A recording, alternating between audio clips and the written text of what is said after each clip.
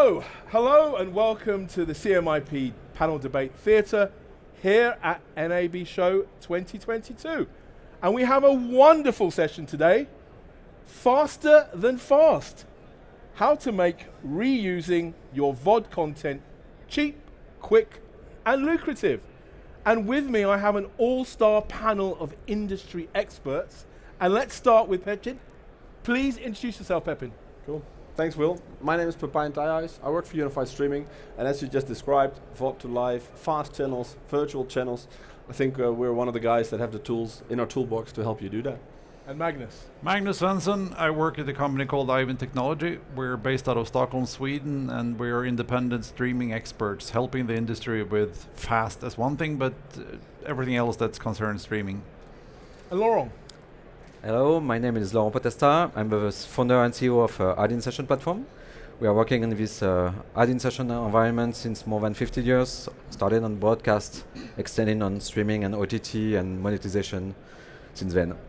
And Ashley. I'm Ashley Horn. I'm the technical director at SimpleStream. So we work in the OTT space as an end-to-end provider from video workflow, subscriber management, advertising, and end applications. So we're an industry that love acronyms. But before we dive into the nitty-gritty, from a top-level view, and let's throw that one at Magnus. Yeah. What is fast? Why should I care? Fast is actually TV as we know it. It's linear TV in the traditional free TV. And I usually start with a study that was done by Omdia a couple of years ago when they asked people what was their way of finding content to watch. And 30% of the respondents answered zapping through channels, flickering through channels. So I believe that the need for a lean-back TV experience is there, and I think fast is the streaming modern way of doing it, where you actually stitch together VOD assets into a linear stream, putting ads in it, and monetizing your content in a different way than on demand. And as an acronym, it's I'm not free advertising streaming television. It says what it says on the does what it says on the tin. Right. Okay. So if it's television, why is it growing so quickly, particularly in North America? But there is global adoption. Why is fast growing so fast? I believe it's because it's free TV and it's an alternative for the cord cutters. So if you leave your cable subscription that is quite costly and you turn on the television and suddenly you have TV channels there as well. The normal TV channels that you recognize. We don't see the same growth in Europe yet. I think it's just a matter of time, but I think we're more in Europe, we're more used to free TV as over there or through cable or through a satellite. So we're not really there yet, and I think in Latin America and Asia we have a general adoption as well. So it will come. It's a global trend starting from the US, where the cord cutters they still want their linear channels, they still want their channel packages, they still want to zap through channels, and fast is the way to do it on streaming. So from a technical standpoint, and I know that you're a wizard, I've been told that you're a wizard, how does fast work? Well, now I've really got something to stand up to, you right? Yeah, so I think there's quite a few parts to it. I think to begin with, you're looking at your content, right? So you've got on-demand content, and you want to monetize this through fast. So you're taking it in, you're normalizing it, you're getting in a schedule data so that you can create that live service. And then once you've normalized it, what do you want to put out? Now, do you want to just put out your content, or do you want to create lots of fast channels? Do you want to do something that's thematic? So we work with a service where they have a fast channel just for quilting, which is more exciting than it sounds. You said quilting. Quilting, yeah. Okay. They have one for sewing as well. Okay. Everything's covered. Okay. And so you've got your content, you normalize that, and that's work that we do and I do with Unified. And then once you've normalized it and you've got that linear stream, you want to look at the monetization of it. So ad insertion technology. In between each of those pieces of content, where am I putting a marker? How long is that piece of ad insertion going to be for? And then what can I send to the ad server to say, these are the parameters, so if I'm syndicating it to a partner, what information can I get back? And then the final part is that piece of syndication. So where's this fast channel going? Am I sending it to Samsung? And am I sending it to Roku? Am I sending it to Zumo? And if I am, what schema do I need to use? Each of them have a different flavor, so the best way to get it on all of them is to work with someone that has those schemas already built in, so I can syndicate my VOD content in a linear service with ads in it downstream to all of those platforms. Okay, so let's assume that, say, I'm a third division football team, or I have lots of surfing content. Yeah. If I want to stand up a fast channel fast, what are my options?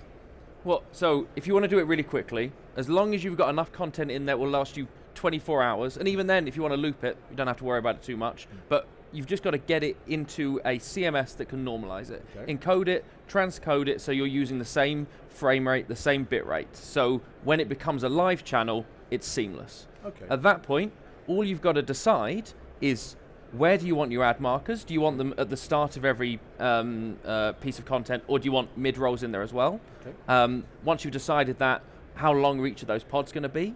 And then where do you want it to go?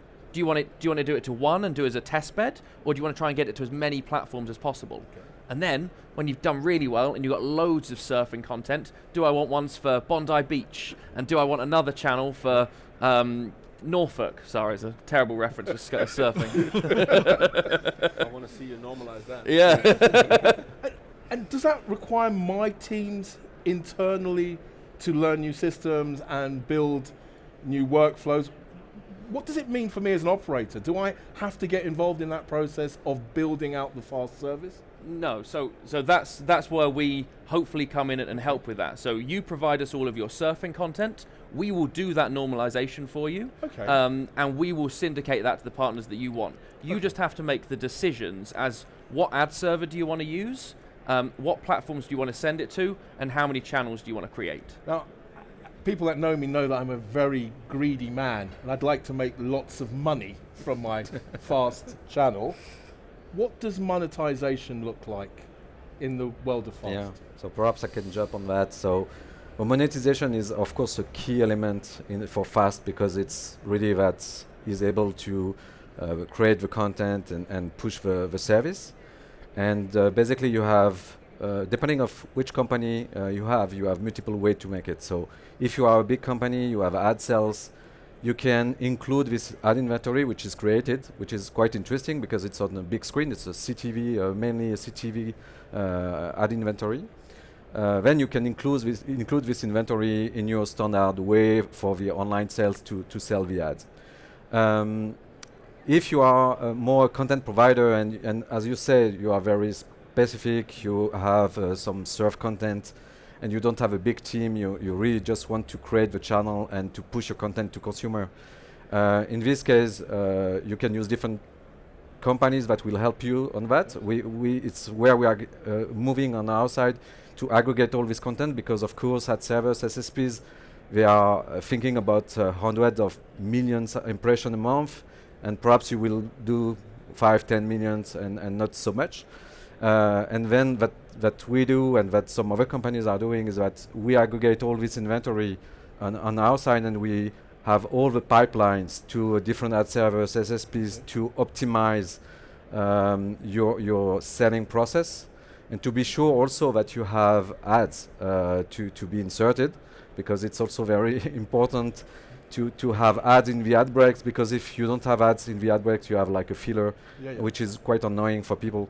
And also, I think it's something very important for people that want to launch fast, is we need to, in advance, to prepare the brief and all the information for the ad environment, because everybody think that programmatic is completely automatic, but you have people behind, and then people need to understand what are the channels, which content, which device you will have, to be able to prepare the demand on this inventory that has been created by the service.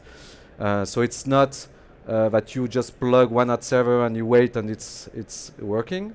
This is sometimes I have customers coming say, oh yeah, I'm connected to this ad server and I have no ads. But you have Did you explain the inventory? What is your volume? Did you connect all the data? You need to have information about this inventory in the automatic process. And a lot of time, no, I have no data, I have nothing. And then, yes, you have no ad because the buyers, they potentially don't know which content is it, and if it's potentially fraudulent also, you know. Do I have to do that process? Because let's say my Will's third division English football channel vast, I might not have a team of people doing ad sales or doing metadata tagging. No, it's really that we do. So when we onboard a customer, we highlight from the beginning this sort of things. Okay. To be sure that we will have data, we will have something clean to be sent to ad servers and SSPs to be sure that we can have demand. And we also, in terms of content, we also give some feedbacks to say, okay, be careful, this sort of content at this timing is perhaps not so optimal because your fill rate is low. You know, you have period of time, you have also a period during the year. So January is normally a low month in terms of ads. So give us some examples then. I mean, the Quilt channel, can fast be literally any type of content where there's an audience? Is that the way? Pepin, I mean, you've been there like a silent assassin in this one. Nobody will believe you if you say that. Can fast be anything? Yeah, I think fast can literally be anything. So one of the benefits, if your infrastructure underneath is not depending on a very expensive active encoder workflow, all the bits and pieces that you need to monitor with many people at the same time, which makes the using, so if you use the encoders, you can have a couple of channels, let's say 10 or 100, but it will get expensive very quickly. Right. If you use the true philosophy of fast, whereby you're actually standing up channels by creating a playlist, you can run 10,000 of them. If nobody's watching, nothing's happening, and it doesn't cost you anything. So you can literally not go quilting, you can go quilting in circles on blue. Right. If you have the content. I don't, I'll be honest. But and that's another point you point out there. So the cost model is based on viewers. You don't, if you have X number of viewers, that costs X amount to set up that service. It's funny coming from you, because I know how you're into money. I would call it the revenue model. I'm talking about making money, not what it costs. Okay. So how much it costs is actually depending on setting it up first. And Ashley can tell you all about it, like how much time do you spend on it. It depends on how you're monetizing it, which is Laurent, who will help you. And that is, I'm expecting, user-driven. And for us, from the infrastructure underneath, yes, if nobody's watching, that's nothing. If a lot of people are watching on one channel, it's a live channel. It caches perfectly. Don't come back to us. Right. Now, if you get 10,000 people watching at 10,000 channels, yeah, you're probably going to hate me. it's also sustainability and environment here as well, because it doesn't require any data power if no one is watching. Exactly. And you can do that personalized, so you can get a Pepin channel, you can get your flavor of the quilt. So it's very flexible as well. You can spin up new channels as soon as you have the need for it. So I've asked very basic questions. If there's anyone in the audience that would like to ask more complicated questions to make these four wise men squirm in their chairs, now is the perfect opportunity. No, you're going to get off lightly. Now I know that you're all around this area. I'm going to ask one last thing from each of you then. So, okay, I've asked some very simplistic questions, but it's clear that from your description, fast is very easy for a non-broadcaster, in quotes, to become a broadcaster. Mm-hmm. Okay, so what would be, Ashley, start with you, what would be your top tip if somebody was thinking about, hell, I've got some content, let me get into this. What would be your top tip? I think the key thing is to spend some time looking at the monetization. And I think, working with people like Laurent, where you've got your ad service, making sure that it supports the server-side ad insertion that you want, but more interestingly, setting all of the parameters, tweaking those a little bit so that you're getting the highest level of monetization out of that. The content pieces and the syndication pieces, once you set them up, just work. It's the monetization when you get really right. And you can tweak it, you can spend some time doing some A/B testing, but that's the area that I go. Spend your time, look at that, make sure you're working with the right partners, and you've got it set up. Okay, so show me the money. Yes. That's down to you now. Yeah, of course. But it's of course, money is linked to content, and I think we all the time think about content is king, and it's true in fast as well.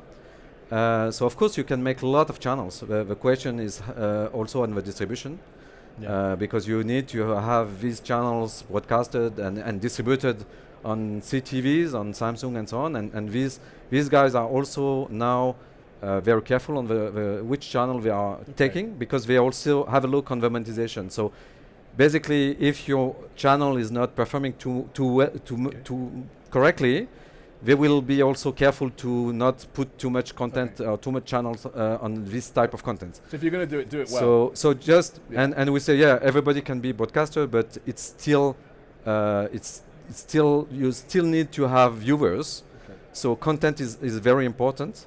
And it's funny that it's me that's saying that, because I'm on the monetization side. About monetization. But but content is very important. So just think and also be careful to grab data, because I know that a lot of platforms don't return data about consuming, how many people are watching. This is very important element, because this will help you also in your schedule.